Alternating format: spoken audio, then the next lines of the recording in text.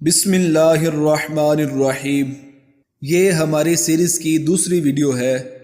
اس میں ہم حضرت مسلم بن عقیل رضی اللہ تعالی عنہ کے کوفہ روانگی اور ان کے حالات و واقعات کا تفصیل کے ساتھ بیان کریں گے، اور اس ویڈیو میں ہم اس سازش کا ذکر کریں گے جس سازش کے ذریعے ابن زیاد نے حضرت مسلم بن عقیل کو گرفتار کر لیا، اور اس ویڈیو میں ہم حضرت مسلم بن عقیل رضی اللہ تعالی عنہ کا کوفہ میں والہانہ استقبال کا ذکر بھی کریں گے۔ حضرت امام حسین علیہ السلام نے فرمایا، یہ مناسب ہے کہ جانے سے پہلے اپنے چچا زاد مسلم بن عقیل رضی اللہ تعالی عنہ کو حالات کا جائزہ لینے بھیجتا ہوں۔ انہوں نے وہاں سے جو رپورٹ بھیجی پھر اس کے مطابق عمل کروں گا۔ چنانچہ آپ نے حضرت مسلم بن عقیل کو کوفہ سفارت کے خیال سے بھیجا اور فرمایا کہ اے میرے بھائی مسلم، کوفہ جا کر حالات کا جائزہ لو اور وہاں کے حالات کا جائزہ لے کر مجھے مشورہ دو اور مجھے خط لکھو کہ آیا ان حالات میں میرا وہاں جانا مناسب ہے یا نہیں۔ لوگ یزید کی بیعت توڑنے اور میری بیعت کرنے کے لیے تیار ہیں یا نہیں۔ امام مسلم رضی اللہ تعالی عنہ کا کوفہ میں والہانہ استقبال۔ چنانچہ حضرت مسلم بن عقیل اپنے کچھ ساتھیوں اور اپنے دو بیٹوں محمد اور ابراہیم کو ساتھ لے کر کوفہ روانہ ہو گئے۔ جب کوفہ پہنچے تو شیعان علی نے آپ کا شاندار استقبال کیا۔ امام حسین کا نمائندہ سمجھ کر جوک تر جوک آپ کے ہاتھ پر بیعت کرنے لگے، اور پہلے ہی دن 10-12 ہزار افراد نے حضرت مسلم بن عقیل رضی اللہ تعالی عنہ کے ہاتھ پر امام حسین علیہ السلام کی طرف سے بیعت کر لی۔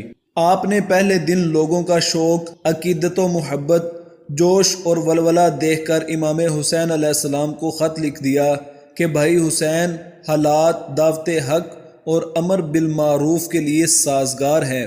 12,000 افراد نے پہلے دن میرے ہاتھ پر بیعت کر لی ہے، 1,00,000 افراد مزید بیعت کرنے کے لیے تیار ہیں۔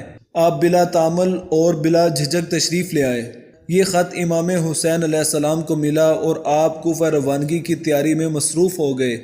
ادھر یزیدی حکومت کے حامیوں کو حضرت مسلم بن عقیل کی سرگرمیوں کا علم ہو گیا۔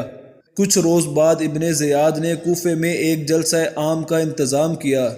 اس میں ہزاروں افراد جمع کر کے اس نے برملا اعلان کر دیا کہ تم لوگ جانتے ہو کہ میرا باپ زیاد جلاد تھا، سفاک تھا، خون ریز تھا، اور میں بھی خون ریز اور سفاک ہوں۔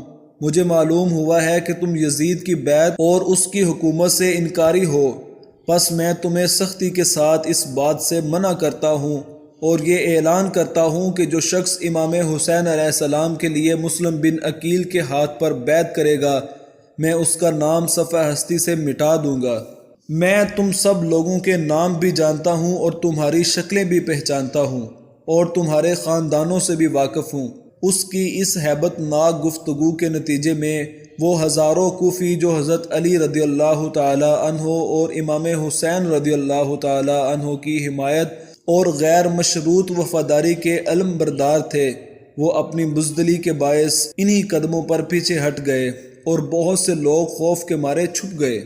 بعد ازاں حضرت مسلم بن عقیل رضی اللہ تعالی عنہ کی رہائش کی صحیح خبر معلوم کرنے کے لیے ایک غلام کو 3,000 درہم دے کر بھیجا۔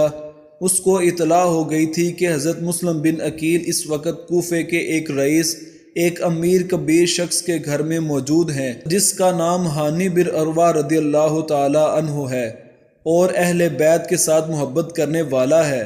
اس غلام سے کہا کہ تم ہانی کے گھر جاؤ اور یہ ظاہر کرو کہ تمہیں بصرہ والوں نے امام حسین علیہ السلام کے حق میں حضرت مسلم بن عقیل کے ہاتھ پر بیعت کرنے کے لیے بطور نمائندہ بھیجا ہے، اور یہ 3,000 درہم انہوں نے بطور ہدیہ بھیجے ہیں۔